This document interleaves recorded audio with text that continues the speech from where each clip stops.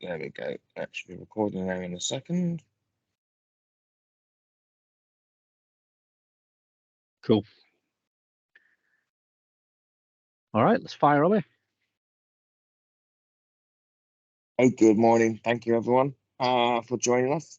Small crew this morning, so we can, as Phil said, we can have a nice discussion and talk about what's coming up, what we've seen, and yeah, some of the announcements at Enterprise Connect. So we are recording this session just for the attendees that probably couldn't make it. But yeah, this session is all about what we talk about, what we see, nothing to do with our employers. It's our own personal opinions, etc., blah blah blah.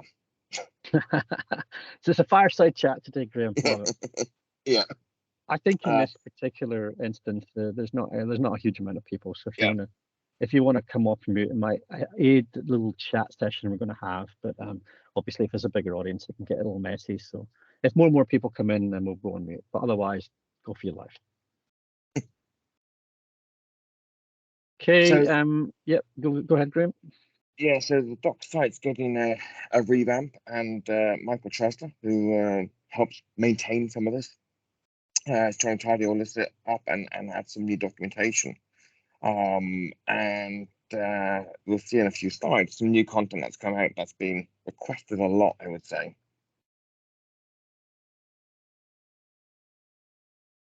Okay, recap of episode 23. We spent a lot of time with Brennan actually talking about a front row. It was actually super interesting. I got a lot of good feedback on that, Brennan.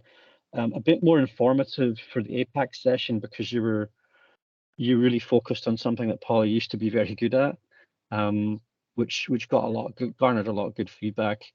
We talked a bit about the device trade-in program as well, and that it's kind of working in here, and it's depending, and you get various experiences. I think Justin mentioned it was a bit picky, and I've not had a great experience, and I think the guys are probably just logistically wise getting all that stuff fixed up for Australia, New Zealand being so far away, because it's a bit more of a logistics challenge to have to gather everything in a warehouse and then ship it back to US. And we covered off the Android updates, which was quite a lot of. And then right side 2. Do you want to go in any detail, or should we just crack on with that, Graham? Is that big enough of a recap? Yeah, I think we can crack on. So again, all the show notes are on graham-com/MTDAMA. You'll see all the Q&A that we capture in the chat. That's all on the website. So this is kind of a bit of a weird one this week because we're the first to do this episode before EMEA and North America, because it's Teams Nation, right? So Graham, you're going to be. See, I'm totally messed up. You're doing Teams Nation, but you're in Orlando. So what time will you have to do that call for Teams Nation? So luckily, that's only 10 a.m. my time, so that's normal. Right. Okay, so that's not too bad. But yeah, Teams is 5 years old. Hard to believe. You know, it just started out as a little bit of a side project, but it did have serious legs, but it wasn't nothing but mainstream, nothing at all. And then of course COVID just catapulted it crazy mad, and here we are today, and it's literally 5 years later. It just doesn't seem like that. Justin and I remember the days of Skype for Business PowerShell commands, and I think my PowerShell is probably not as good as it used to be, but there you go, 5 years, boom, in a flash. Yeah. Graham, you want to talk a bit about? I know that you're going to be jumping around because you're going to have actual live audience at Teams Nation, right? No, well, it'll be like this normal Teams call, and thankfully the show floor is closed where we're going to do it from. So it's right. And we've got 20 minutes. We've got 20 minutes left. It's only a 40-minute session, so everyone needs to. We've deleted some slides for the main session because it needs to be short and snappy. Cool. All right. Well, let's start here then. So yeah, this has been a big requirement for enterprises, is to support the MTRs for enrollment with Intune or Endpoint Manager. And I think who was it? It was Craig that wrote some brilliant articles on how to do this, because there was no documentation, there was no guidance on how to do this and get your device in Intune, etc. And eventually, the product group or even Intune support team, as you see here, was published by. A, released a document about it, but B, also they updated the MTR app to help to organize it. It went through actually a lot of tap testing, so it wasn't just a feature released. It went through rigorous testing. Michael also tested it a lot as well. So enterprises can then now fully manage and enroll their Windows-based MTRs with Intune, because that's what a lot of large enterprises do. They want to manage and run them through the platform, rather than just leaving them standalone devices in meeting rooms, which many people do. But yeah, many enterprises run the endpoint management, and now it's fully certified as of 4.11.15. No, was it 4.11.12 for that main GA build, I think? Yep, that's right. So Graham, do you know, was much of Craig's article incorporated into this? I'm curious to know whether the Intune team wrote the majority of this, or because Craig works for Microsoft now, so they took much of what he wrote and maybe tidied it up. I'm just kind of curious. Do you know what the answer to that is? I don't. I remember following Craig's documents. I never got a chance to read this blog in full yet, because when I was on the TAP program, they just gave you try this, and this, so specific steps to test with. I think his article was split into like 2 or 3 parts. Yeah. Right. Because it was when he wrote it, it was a bit convoluted, right? I'm hoping it's been a bit more streamlined. And a lot of the complexity, well, as much of the complexity that was in his original article can be taken out. But we probably need to give it a shot, give it a little bit of a try.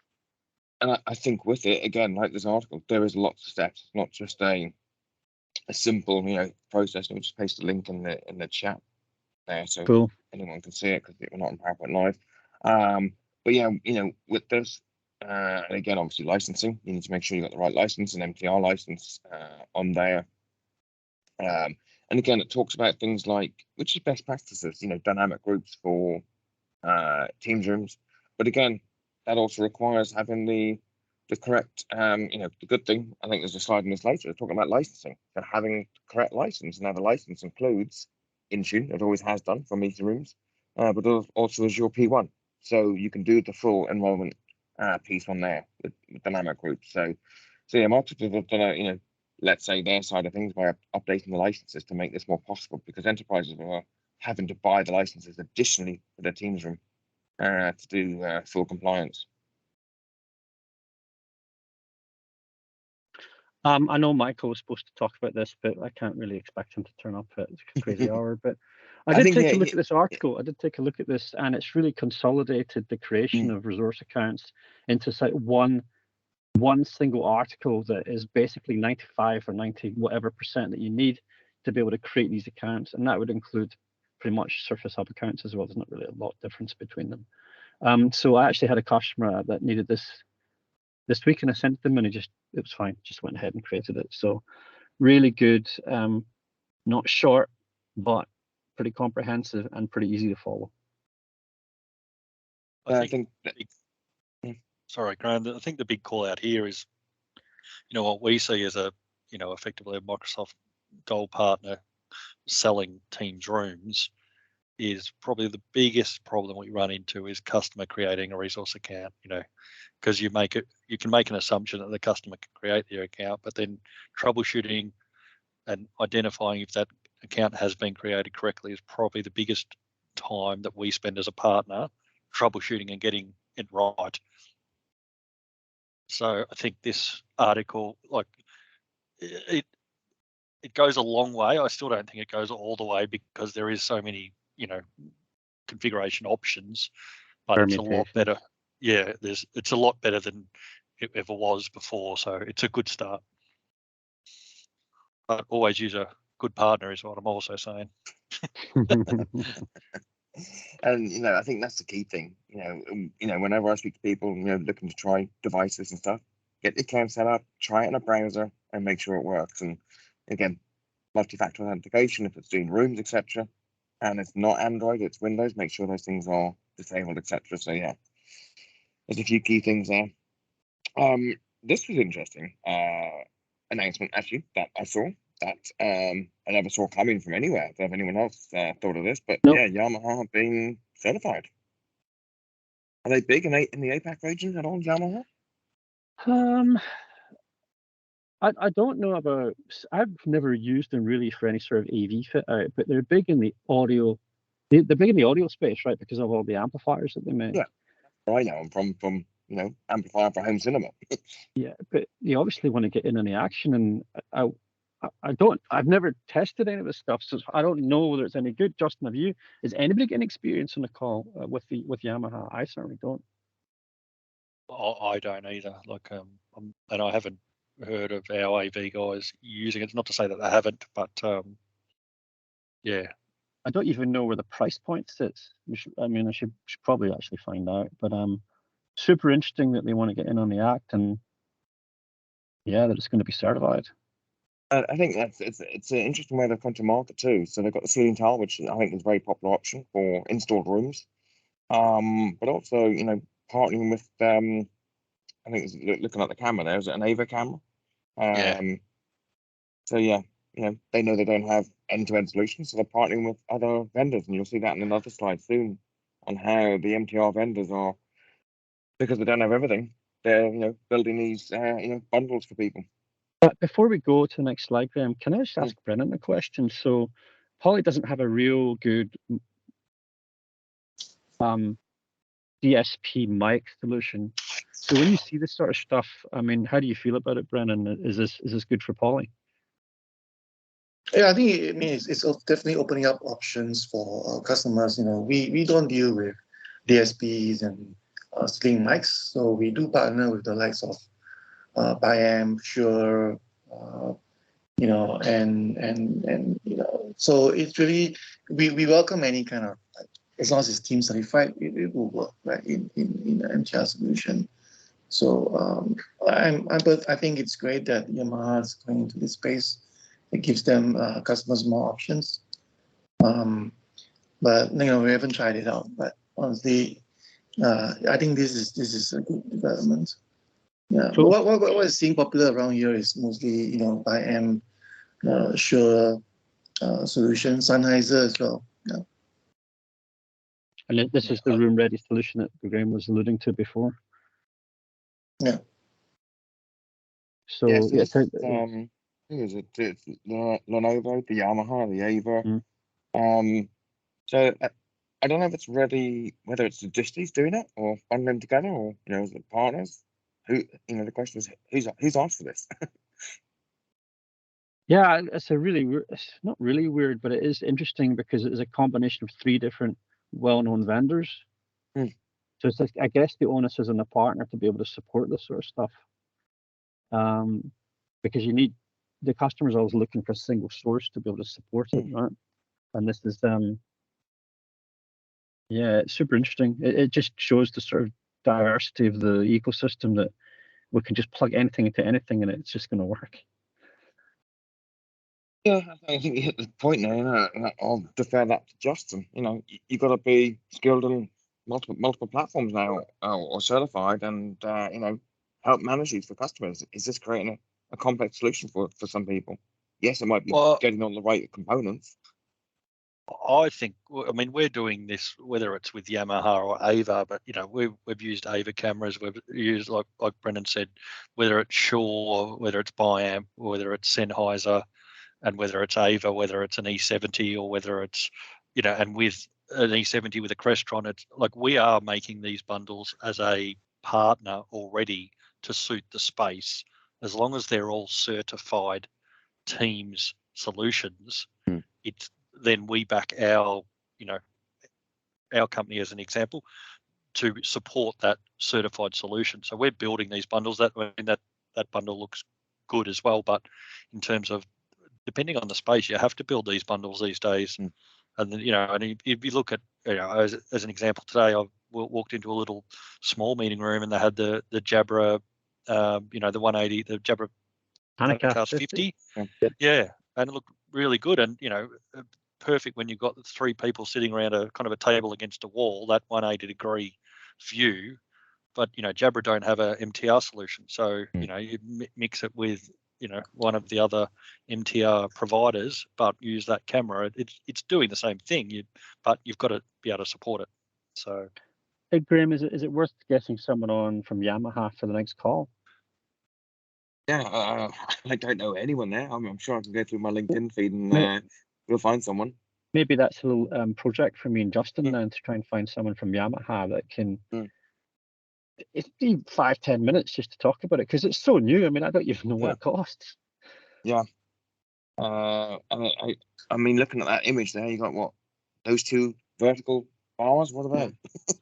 Obviously, you've got your amplifier and then you've got your feeding tile. Well, they look like they go either side of the screen, right? Yeah. It could be the speakers, yeah.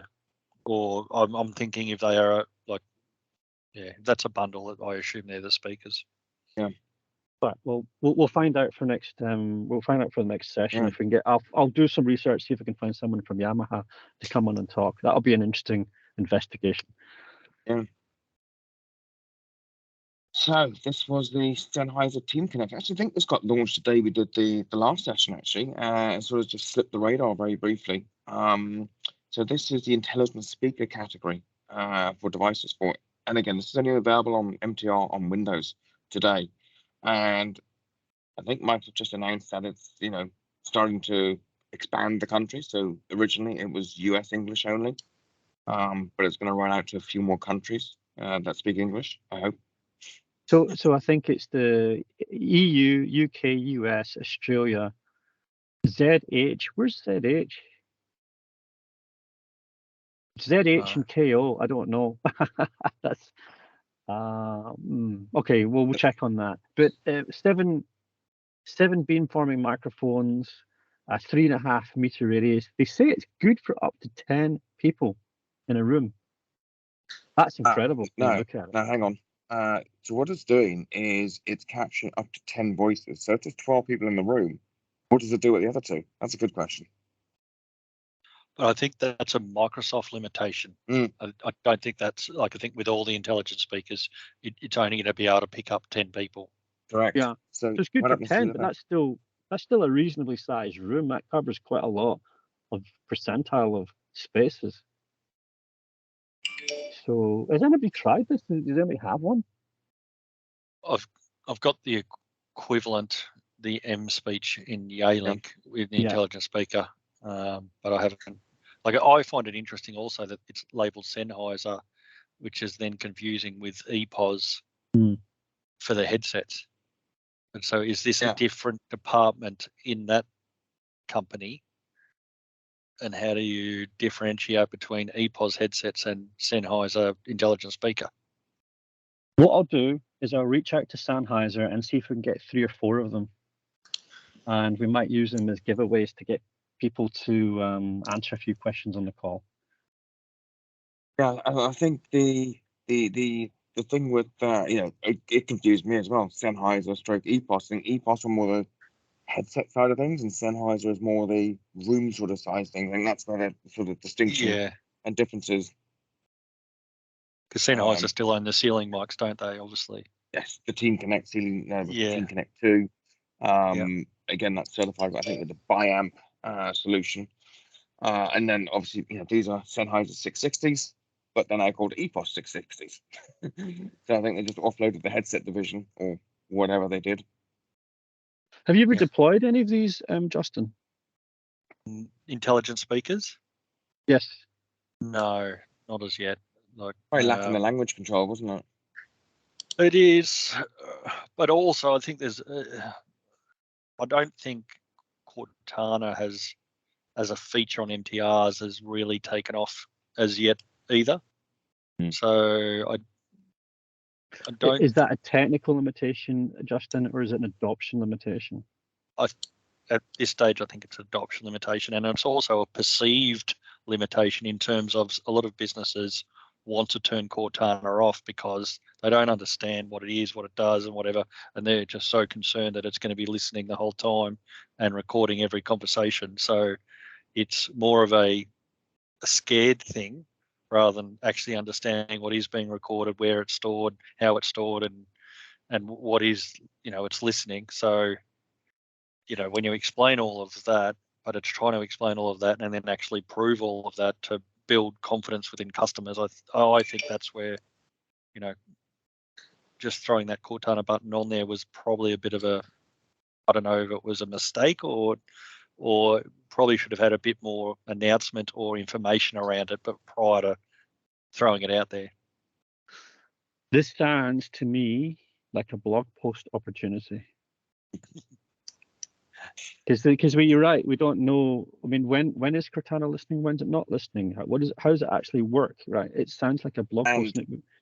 Is it the push to talk version or is it the listening version? Yeah. How do you know the difference? It would be good, Justin. How's a user actually, like, as in if it's only certain hardware, how are you supposed to train your users when it is enabled, when it's not enabled? Like, as in, walk in, join my next meeting, or hey Cortana, join my next meeting. So, and then the confusion will then come when you walk into a room that looked the same. Exactly. It could be a a Poly Studio X30, and the next room is a Windows-based MTR G series, but the console looks the same. People, where's my Cortana button? People be shouting at the room and it's not replying. Hey Graham, I don't suppose you'll see Ilya around again for the time you're in Orlando. Most likely. Well, do you wanna just pose the question to him if he's got any Cortana guys in his team that might be interested in talking to us? The group, yeah. This whole group. So the intelligent category is actually a guy called Pavel. So yeah, and that's one of the things I was thinking of, and it might be more difficult in this time zone, is getting Pavel and Sandia on from the devices team on the call. It might be that it'll be a North America one. Well, it might be if you do the North America one and we've got 15 minutes, we can always play it. If we record that portion, we can always play it into this call. Because there's tons of people that would be super interested to know more about Cortana, so we can increase the adoption of it. Yeah, and I think things will change with Cortana moving forward. I think, the product group have realized with feedback from customers saying, why did you move the share button? People know how to present, it's there. Can we have a back, please, sort of thing. And I saw again, it's the same on the Android. It's moved to under more now on the latest updates. You may have seen that as well, Brendan. That it's hidden. It used to be on the home screen, and that that's changed. Go back to what you always bang on about, Phil, is adoption. You've got to retrain people these things. It's not, it doesn't come naturally. We've been out of the office for 2 years nearly, and now you've just changed the UI again. Yeah, we're all creatures of habit, right? We like to stick in our comfort zones. So how do we? But there's always intrinsic value in understanding what it can do for me, but you got to be able to articulate that. Yeah. This has been coming for a while. Just pause there. We're gonna. I can see he's just joined us. Has he dropped again? Tony. So again, Tony's done a lot of work on documentation, but he seems to have dropped off. Okay. He's Tony Woodruff. Yeah. Is okay. Yeah, I suppose it would be a good time for him, but cool. If he comes back on, just shout out and I'll hand over to him. This has been coming for a while. The Bryce camera. Have you got one? I don't have one. Do you?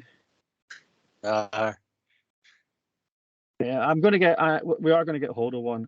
Really interesting article in The Verge. I don't know if you saw that. Let me just post this into. Well, I'll post this into the chat window in a minute. Which talks about how the camera was actually constructed and I don't know why they put teraflops. Who the hell knows what a teraflop is? If you're reading an article, apparently it's the AI is the compute on the camera is capable of a teraflop. What the hell does that mean? Right? I understand megahertz, but obviously it's got a lot of compute power on the actual camera to power the AI to do some very fast manipulation of the image to be able to. It's not splitting streams, but it's doing the whole finding the people in the room and filling the gaps in. Once I get one, I'll be able to report back. It's not going to be compatible. Well, is it going to be compatible? Should have asked that. I guess if you do a USB-C to USB-A cable, you might be able to use it with a Surface Hub 1. I don't have a Surface Hub 2S, but it should be good to go. On, I would think definitely Surface Hub 2S, but I'll be interested to see if it works in Surface Hub 1. But that's you know, we've been what, 2 years? We've been waiting for this camera. Now the other update about Surface Hub is there's a roadmap coming out soon, which will hopefully determine where the hub's going to go. Because I saw Enterprise Connect, Graham, Yealink launched their Neat Board Compete. Now, unfortunately, Yealink and Neat are competing, but what it's doing is it's also competing against Surface Hub. Yeah, which is super interesting, right? Yeah. So really need to understand where Surface Hub now sits in the ecosystem. What do you think, Graham? So yeah, this is probably one of the first questions, people, in the TAP program or seeing the Neat board and now the Yealink board is, how does that compare to my hub? I've started deploying them. Do I stop my rollout? Do I look at teams? So, and that's probably a conversation blog video that I've sort of volunteered to do. I need to find a customer with both so we can do a side-by-side fair comparison. And, I was talking to Sandy last night at dinner, and, and we agreed they are two different product categories. They're doing different things. And it goes back to, are you an advanced workflow user where you want to walk in the room, log in, grab your OneDrive files, start annotating, co-creating, or do you want to walk in, hit join button, and do some annotation on top of the document? And I would say it's probably 90% use case of the simplicity, and there's no complex things required, and then probably 10% use case where you want that advanced functionality. And this is what we were talking about last night, was saying you don't need to choose either or. You can deploy both, because now we've got Teams rooms on Surface Hub. It's a similar or same UI now as the Teams rooms on Android on the board.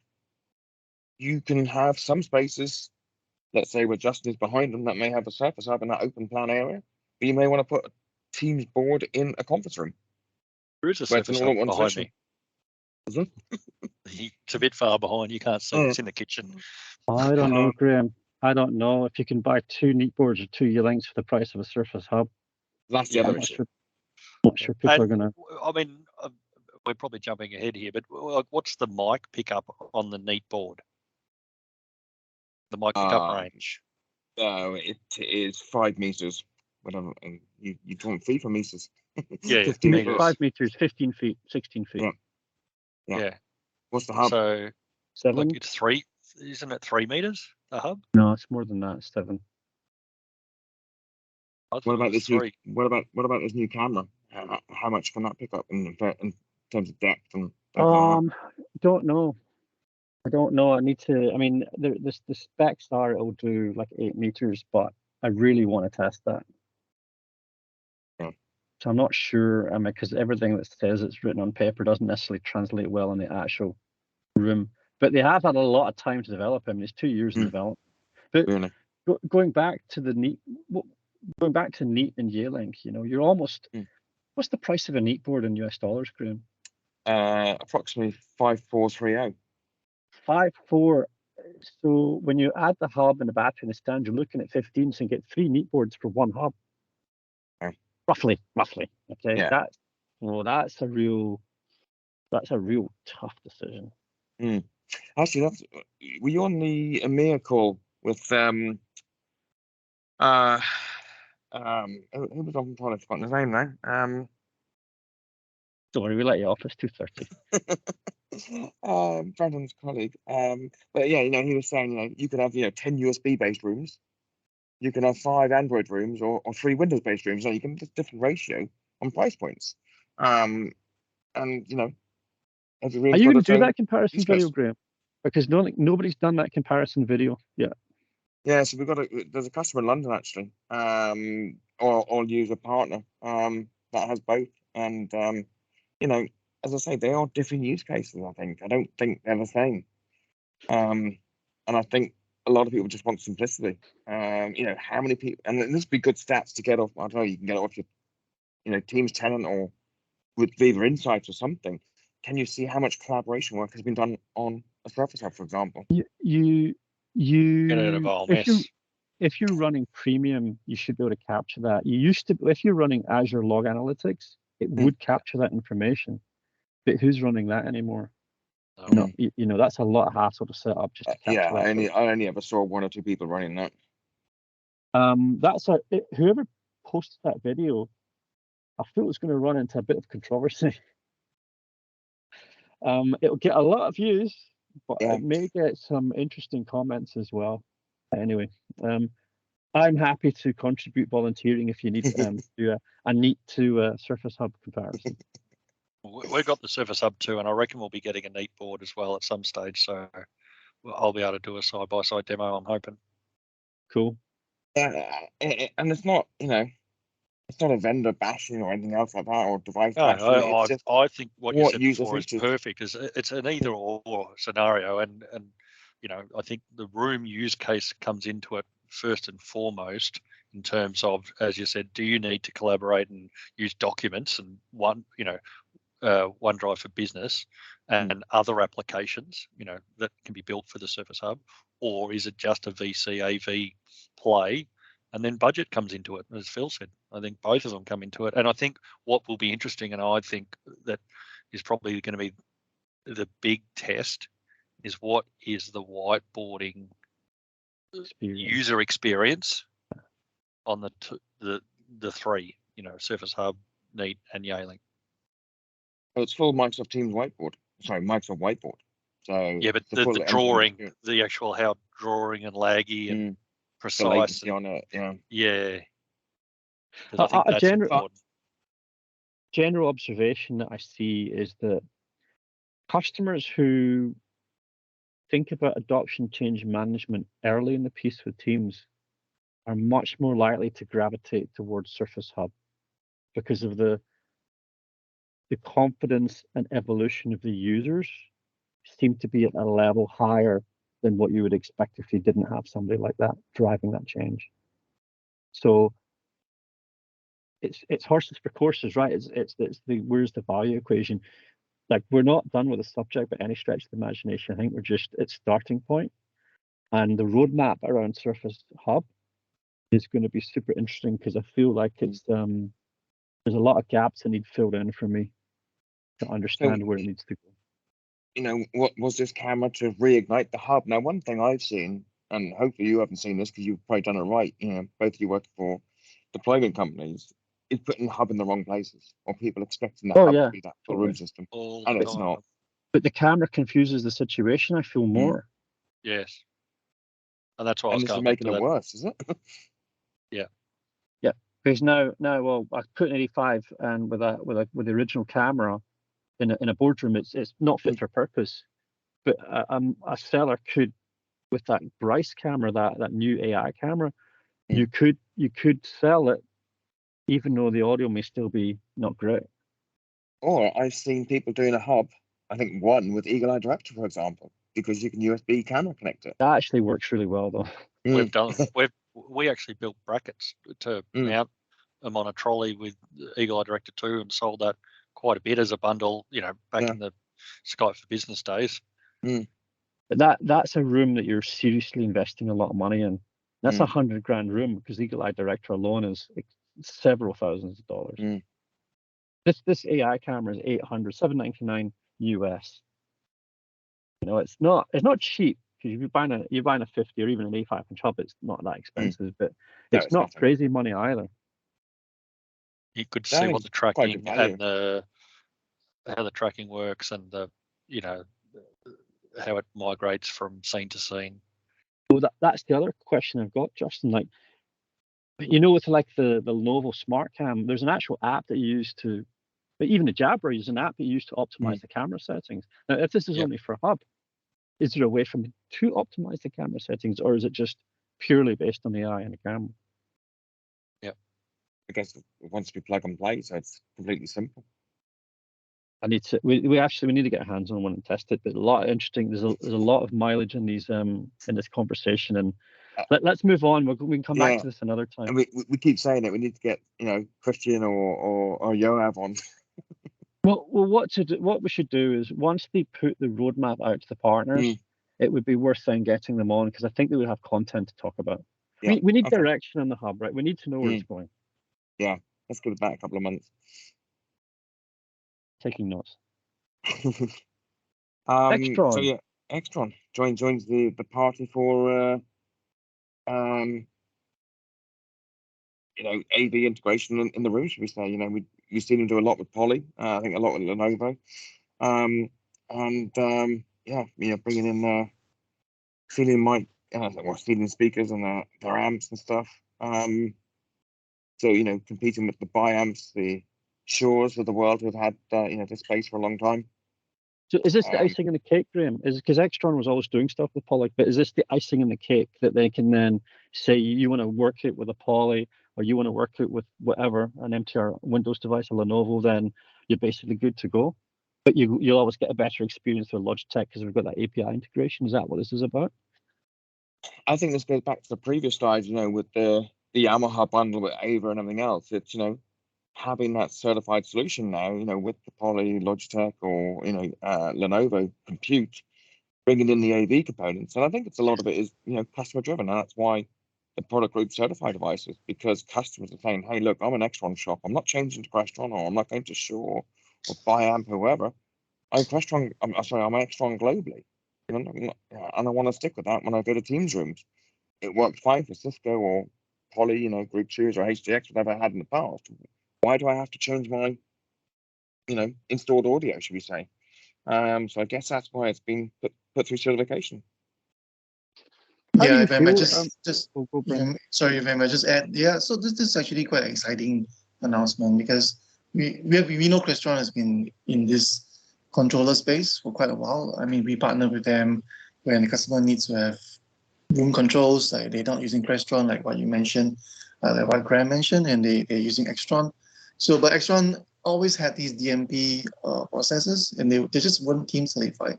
And so in the move to get themselves to be have a more complete portfolio, right? So they worked on this for quite a while, and recently this was announced, and we knew they were working on it.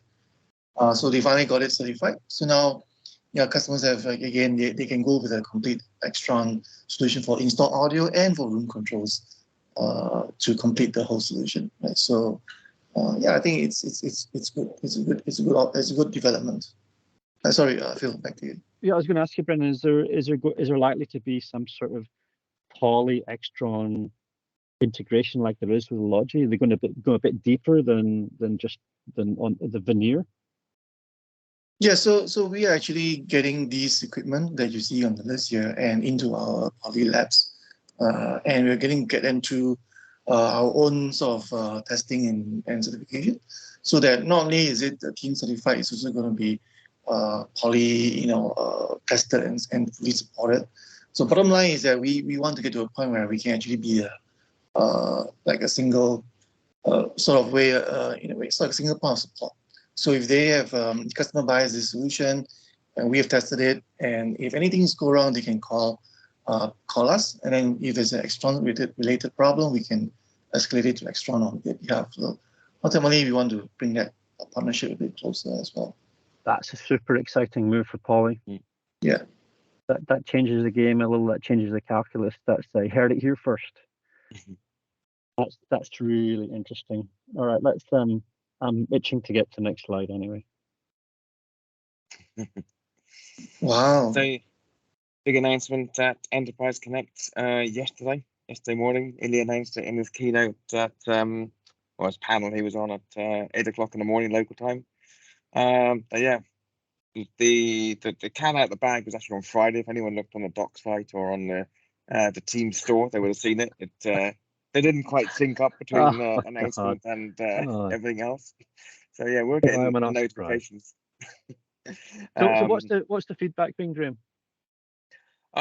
So customers that have been using it on tap, they've loved it. The thing that neat is it's all about the experience the minute you open the box. get the box. You know, if you think of, you know, Apple, Tesla, you buy into an experience. You know, and that's what, you know, NEAT strive to do. You know, Norwegian design. You know, the designers are the people that made the EX60, EX90, the, you know, 1700 Tamberg, the DX80.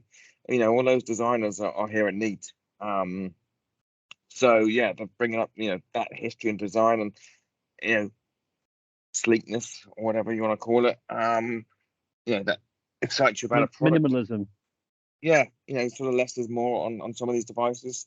And, you know, some of the history of some of the people that we've employed are, you know, not traditional people. You know, some of them are, I hear some Netflix graphic designers or something, you know, to have the out-of-box animations on the panel and things when you go to set up the device. So it's really thought about end to end, and not just, right, here's a, you know, a quick start guide with a bunch of cables and sheets. There's none of that in the box. Attention to detail. Yeah, a lot of it. So this was wave one of certification that we're doing. So, you know, the NEAT board that we talk about there on the trolley, which is optional. Default is a table stand. We can also wall mount it as well. So all these devices have been certified for a small room, but they'll also go through certification for a medium room. So when you look at the Microsoft categories, it will be through that list. And then you have in the front middle, you have the NEAT bar. So that's basically essentially what's embedded in the NEAT board. But this is then obviously build your own room or retrofit it into an existing room that you're taking out, maybe a SIP or 323 codec, and you want to put in a Microsoft Teams room. So single or dual display on there, and then you have to the left of it the NEAT pad for that room control. So an 8-inch pad, PoE connector. Everything comes in the box, all the different mounts. So, you know, Justin, you turn up to site and the customers have told you black and white that they want it above the screen, and you get there on the day and goes, actually, we want it below the screen, inverted upside down.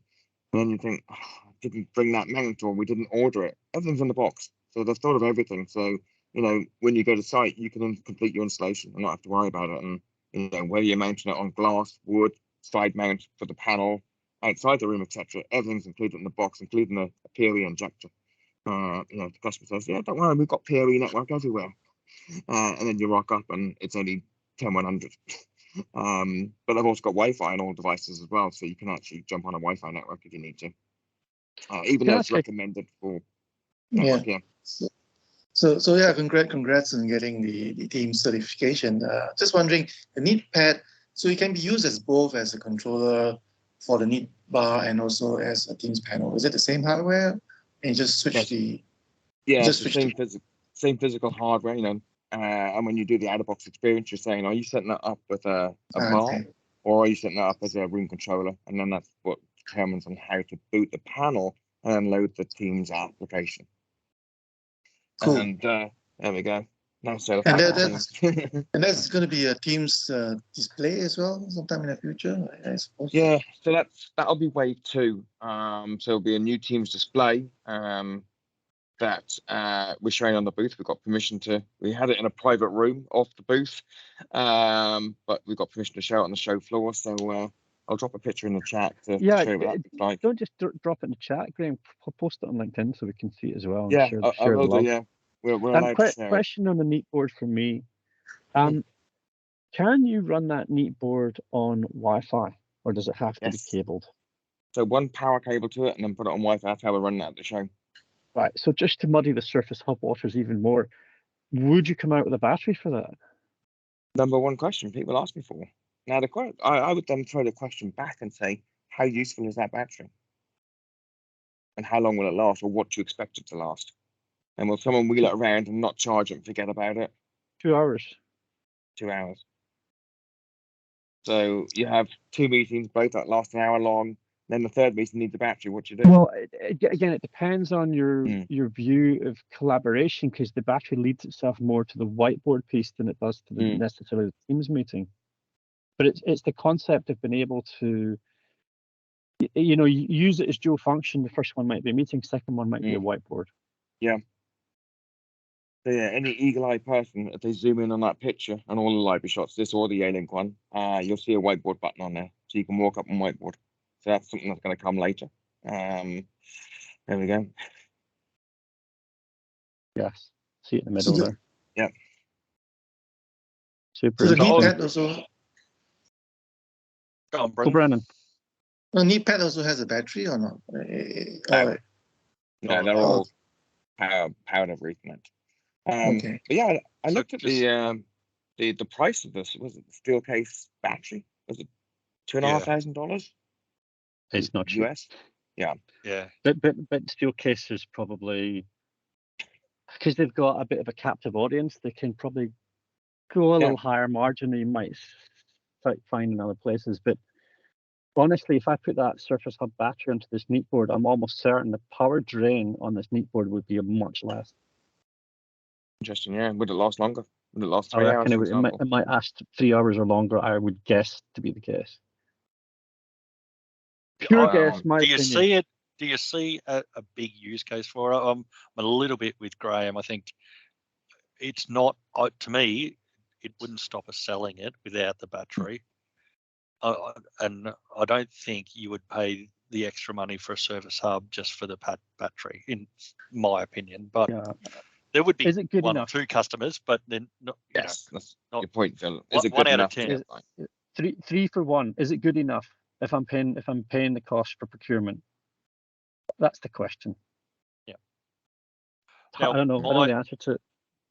Now I'll just give you, before we go off Neat, I tried the Neat bar as well. So you know, the experience, as you sort of spoke, Graham, earlier, like the out of box experience, it is also, you know, probably will take some of the installation away from partners potentially, because customers will think they can actually do it themselves, which they actually can with, you know, the way that you've done your boxing and unboxing and all the mounts and all the brackets with the videos and the tutorials and the QR codes. Like, it was very, very easy for a non-Teams person or to set up the device out of the box. Yeah. And especially if some of the scenarios where you're just putting it on the top of the TV on an existing TV, you don't really need an installation engineer to do some of those installations. It's that easy. So I mean, I think I commend Neat on the out-of-box experience for, you know, it is very, very good. I still think the partner opportunity there is helping the partner get the right compliance policies on Intune, etc. And the 100%, account set up, etc. And then the management afterwards. Yeah. So yeah, it helps you deploy more quicker as well. Then. Yep, definitely. Let's press forward a bit, because we're I don't know how we've run out of time again. We're running out of time. Like, you're just terrible at timekeeping. But yes, we'll keep going.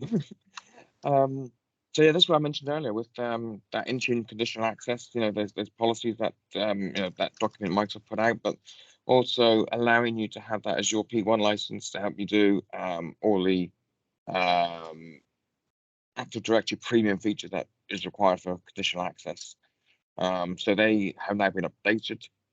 So if you log in and look at your licensing, you'll see that you'll have an extra tick box on your standard licensing. Cool.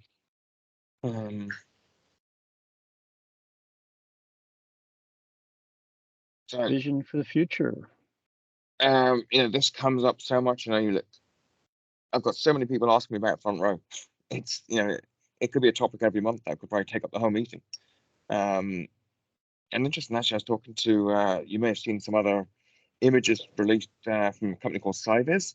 I'm not sure if this is one of their video walls, but they do large format displays. 2119, 32.9, or whatever the format is. And just doing big video walls and doing this experience. It seems to be popular in certain areas. I think Microsoft are partnering with furniture manufacturers as well.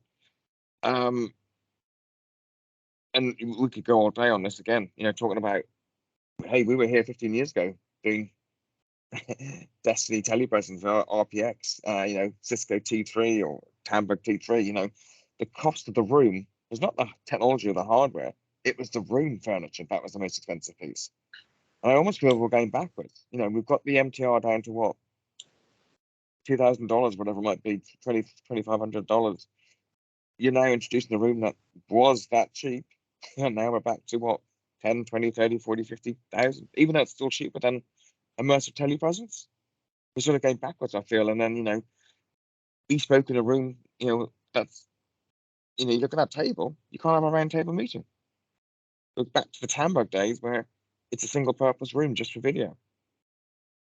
Yeah. What's interesting is that you see a Jabra Pentacast 50. And it's sort of mounted on a trolley of some sort.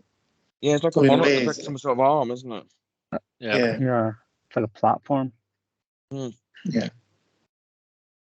I'm wondering if some of the likes of the Extrons with their certification, Yamaha with their certification, isn't a little bit of play on team and front room as well to make sure they've got all the spatial audio covered That could be a off. play, yeah, coming forward in the future. I do feel like there should be more guidance on panels and general. Yeah, the panels worries me a little. You really need an AV company to be able to do it correctly, and that obviously raises the price. But it's such a key portion of a front row to have a properly sized panel. That I worry some of the guidance is a bit lacking. Yeah, I'm sure some of the documentation said, you know, need at least a minimum of, what was it?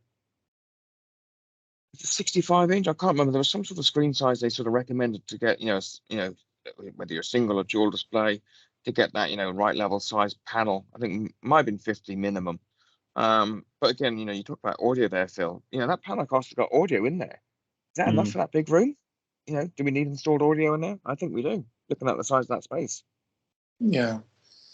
Just to add on to what Phil was saying, right? If you're looking at such a big screen, like a wall, a wall size, then it makes sense to Microsoft to start looking at supporting 4K resolution on the Teams platform. Yeah, good point. Yeah. I really think, Polly, if the guys could come up with some guidance around the setup of the room, would kill front row. Yeah, I think that the advantage of the ecosystem having all these certified partners is there's lots of choice, but that also can be the Achilles. What do you put in where? In front row, it's totally unreally untested. But I still think it's still early days yet. Like, as in the current front row that's out today really restricts the content size, like as in the content view, and it's not really usable in its current form. I can see the roadmap, I can see the concept. Look at the black bars either side of that PowerPoint in the middle. Yeah, it's a key thing. And they're, you know, all of the rooms that they show have projectors, and from what we're seeing is, you know, projectors are going away. Like, people don't want to buy lamps and all the things for projectors, and are preferring, you know, high TV or LED walls are becoming more of a norm than what they ever once were before. So, like, that the cost of the room is still, you know, although you say 2.5, it's definitely not 2.5. Yes, you can, some of the concept rooms are, but like, as in, and then you're limited, as you said, to that. It's a room for video for 6 people or 8 people maybe. Yeah. So you might have 1 per organization or 2 per organization. Correct. Yeah. Yeah. But even then, I don't. Well, we're not seeing customers demand that they want to set one room up like that at this stage. Interesting. Maybe not yet. Yeah, not yet. Yeah, and I think it's early days, and the concept is great. We actually in the, Brendan. Yeah, no, I was saying that we're actually in the process of converting all of our legacy immersive telepresence rooms to front row. So when that happens, I can probably share some designs and specs with the group here, right? So just look out. Maybe it'll be sometime in this later this year. Yeah, that would be super cool. Graham, any plans to get Greg Barabal? Yeah, we can certainly try and get Greg on. Yeah, he would be another big name that a lot of people would come on for and be super interesting with content as well. I'm aware that it's crazy vlog, so let's push on. Yeah. So yeah, partners that are out there. It's a new bootcamp that they're doing. Michael and Tony are running this, so free to attend and obviously learn a lot about the setups and features of Windows and Android Microsoft Teams rooms. So yeah, any partners can sign up. I'll put the link in the show notes And for later on this one. For APAC, for Australia, New Zealand, and Asia, Higgsy's running these ones over here. So unfortunately can't be on, but he would definitely want us to mention that. So he's done a couple of them, or a couple. He's done several of them already. Always good feedback, even if you've been on it before. So what I would say, if for people that are watching the recording, the first half day is actually not technical. It can actually be quite sales focused and worth attending if you've got a bunch of salespeople in your organization who want to know more about team room systems or are potentially going to be commissioned in team room systems. It's worth attending the first portion of that day, and then the rest of it's a bit technical, but you still get a lot out of that sort of half day initial presentation that Higgsy, Mike, and Tony will give. And yeah, Jimmy's doing a new show with Michel, who his peer over here in EMEA.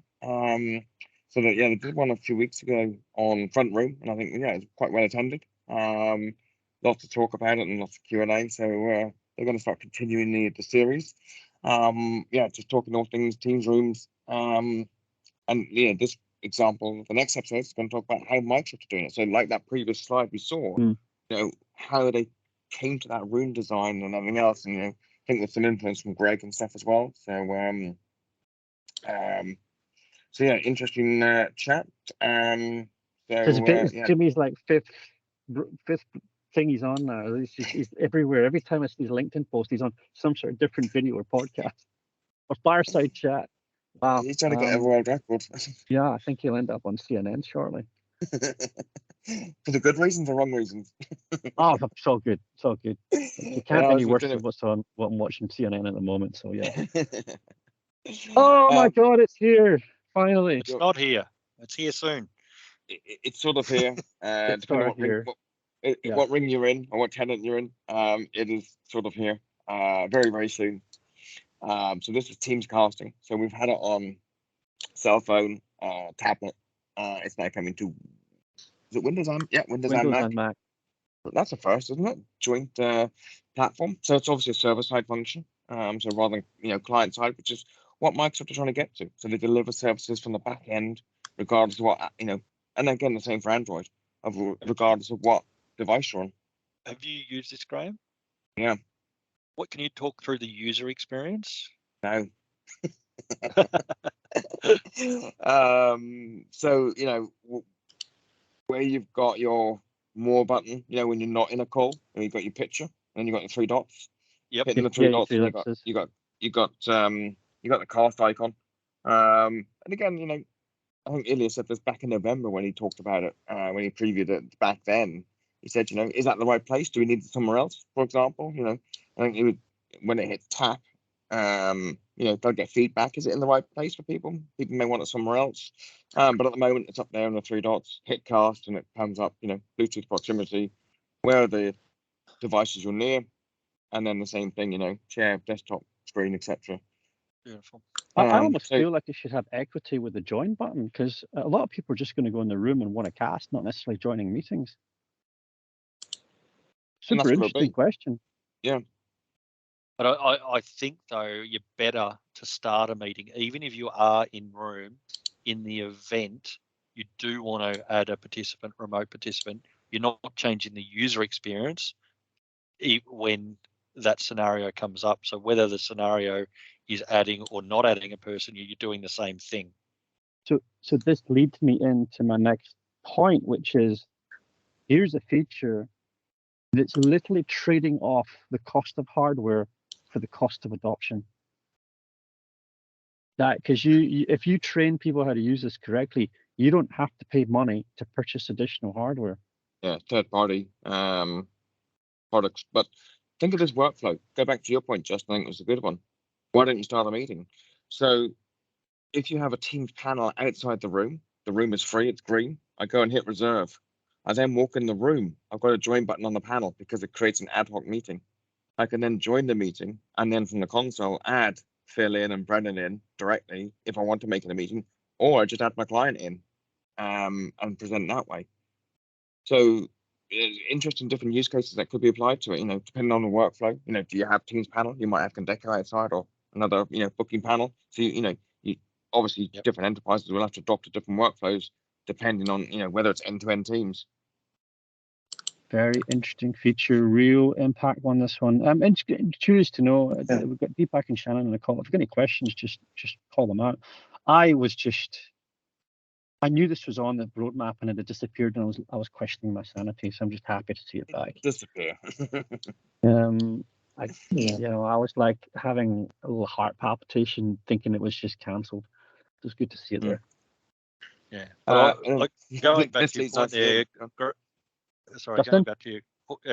going back to the point there Graham made, I think we're starting to potentially change the way we train and do user adoption for Teams rooms regarding, like, it's not the scenario. If you've got the scenario where you book the room, you walk in and you want to share content, is it the best way to train a user? Like, whether you've got a HDMI cable, whether you've got a HDMI cable to a click share style scenario, or are you always better to train the user, walk in, join the meeting on your own laptop? It will ideally identify that you're in the room and choose no audio automatically, join the room and then share your content from your laptop. If you train a user that way, 95% of the time they can share content that way and you get the best meeting experience. So that's the best way to train a user for every, like, Android, Windows meeting room, as long as they've got the Teams client. Then the other scenarios come into when a guest comes, they don't have Teams or they want to physically plug in, and you might want to get better content in terms of HDMI resolution and all of the other stuff. But I think going back to what do you train every single user, I think that method, and then coming back to the casting is, well, if you've trained them that method, they've scheduled the meeting, they walk in, they join, and they're sharing content that way. So casting won't be a big need. Mm. To throw maybe at Brendan, because I can pick on you. How I don't know the latest updates. Pano, is that still, the Poly Pano, the content sharing, is that still selling? Or is that still a product? No, we will stop selling that. Okay. Yeah. Again, Teams and other applications makes it much easier to share content. Yeah, probably I think wireless. People want to have wireless, and panel was like a very way specific to certain products. So Teams, I think this is one of the features, like a lot of people ask for device mode and stuff like that, and it BYOD. So I think with all these improvements, I think that there's going to be less demand for using HDMI cables to share content. Right? It's going to be wireless. I don't think we've got a good answer to any of the questions you posed, Justin. It's so early, we don't know. No, that's okay. All good. We're thinking about Teams panel updates. So yeah, this is a new feature that you can now check into the room and alert people. So without having to defer people, open the door and say, Phil, I need the room, get out, sort of thing. You're overrunning time. This will now show a message as you see there. Your room reservation has expired. That'll be on the top, banner like we do on Teams client. This will be shown on the front of room display. For Android first, and you do the pairing. So you pair the panel and the room bar. It's the same pairing mechanism. So you get a 6-digit code. You pair the panel. The pairing will work for Android. It will come to Windows at a later date. Obviously, it's got to do some other sort of pairing mechanism, I guess, because the panel is Android, the room is Android. It makes it easy. So you could use a neat panel with a Poly, studio, X3050 that's in the room. You don't have to use the same manufactured panel and room system because it's all running the Teams app. But you have to pair them. Correct. Yeah. So you got to do that initial pairing for this feature to work. Check-in will work because it also follows on to another feature. If you look at the text there on the left, you can set a time limit. So if you don't check in, so this is a 12 o'clock call, for example. If you set a limit to say people must check in within 5 minutes, at 12:06 it will release the room and turn green and remove it from Exchange. That's really cool. So that's one of the biggest features. Does it allow you to check in prior to the meeting? Yeah. So if you're there at 11:57 outside the room, check in, Yep. and then your room is reserved. And is that, like, I'm not seeing that on my Teams panel. Is that still in rollout phases? It should be out. Which panel have you got? The Yay link. It should be out on, I think, all panels. Or is it still maybe some panels are waiting for the update? It may be because I haven't paired it or set it up. I haven't played too much with it yet. I'm just wondering. I didn't see it. I set up a meeting today and I didn't have the time to actually look at the config and the stuff. But I'll go and have a look. It's all right. The expectation is it should be out and in the wild today.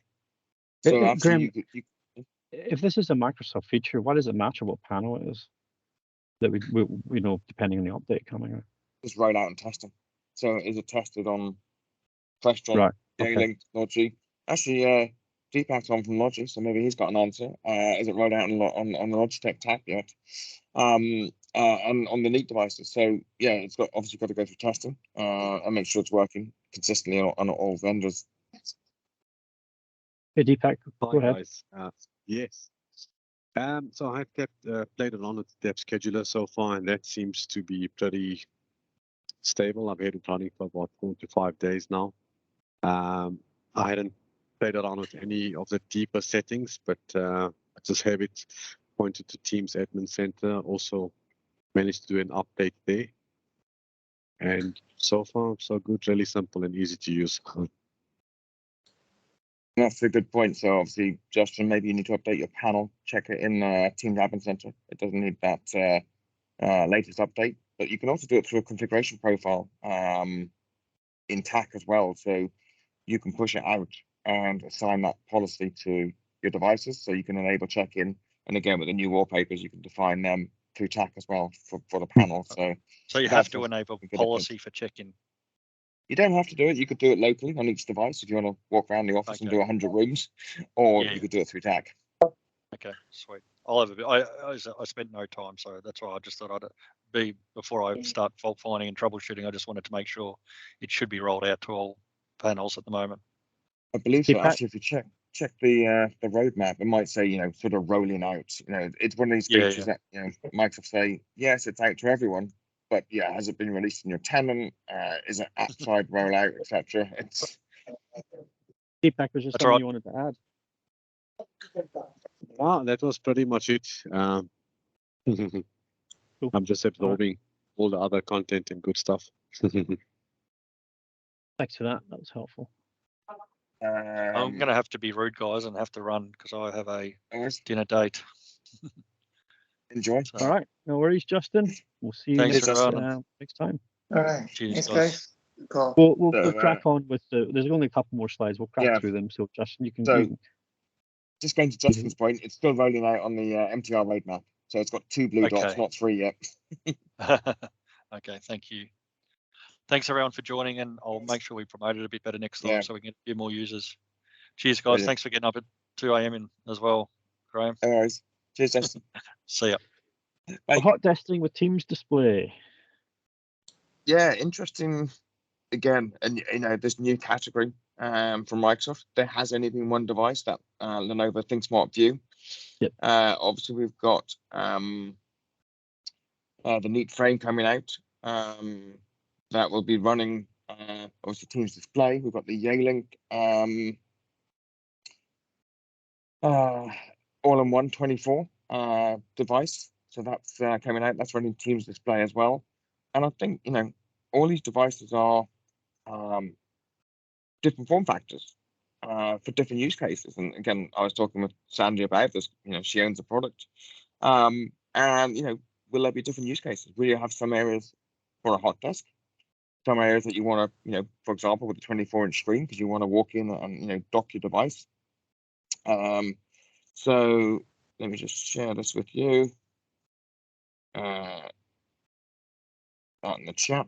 To give you an example of what the Teams display is looking like from Neat, for example.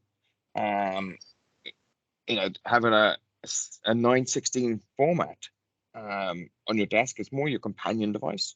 And then, you know, being able to do things like hot desking, check-in, and that sort of thing. These are all things that are going to come in the future to have a better experience on these. And it's all about, you know, having that right use case. And it goes back to the Surface Hub versus board. You know, will you want a 24-inch J-Link? Will you want a 15-inch portrait neat frame? There might be different use cases for different areas of your environment. Incredible growing ecosystem. So yeah, I think this is it sort of covered some of this last month as well. Yeah, I mean, pick out a couple, Graham. Just pick out Yeah. a couple they think are most important here. I think, you know, dual screen, that split gallery, you know, it came to Windows in Yeah. December and it's already in Android. So that I think shows good feature parity. And, you know, again, backend services, test it on Android, then it's released. You know, that's always been everyone's biggest worry. And I'm sure you've seen a lot of this, Brendan, as well. You know, Windows can do that, Android can't. Why can't it? Why isn't it feature parity? And, you know, the product group are getting there and bringing that together because, again, a lot of it is server side, you know, updates, and then it just need to make an update to the client UI maybe. I think HDMI content ingest is a big one for everyone. You know, a lot of people wanted that for Android. However, it's all any video, not audio, which obviously can do on Windows. So again, that's something that will come at a later date, I believe. You know, it's going to be something to be requested a lot. I have to think it's a complex engineering problem because it's Android, right? It's not native Windows, so there's things you're probably doing in Android that have never been done before. Yeah, People forget that, I think. yeah. And yeah, you know, you want to test out some of these things. So, you know, we all talk a lot about TAP program and early access. You know, that's, a lot of that is full. But soon you'll be able to enroll your devices into a public preview. You know, there's a few good blog posts on this, and you know, how to get it online. And this will be coming, I believe, next month. So you'll be able to put your MTRs into a public preview and test these early features. Can't wait for that. Can't wait for it. There we have it. I don't know if we can have any questions. Shannon, Deepak, do you have any questions? No, I don't think so. All good from my side. Thank you. No, none from my side. All right, cool. Well, Good stuff. I don't have any questions. And Graham, it's probably worth going to grab a couple hours shut eye before you're back on at 10 a.m. I'll be up for that Yeah. one. That's at 1 o'clock Australian time. 1 o'clock, yeah. 1 o'clock. All And these since I time have no differences. work to do tomorrow because I'm leaving Dad at 3 today, I will be partying all night. Great So, stuff. Thank you all for attending. yep, thanks, Graham, for staying up. Thanks, Thanks, Graham, guys. for joining. Thank you. Thanks, Graham. Thanks, Phil. We'll find a way to Nice. post-produce this and get it out. But stay safe, Yeah. stay happy. Take care. Take care. Bye, guys. Cheers, bye.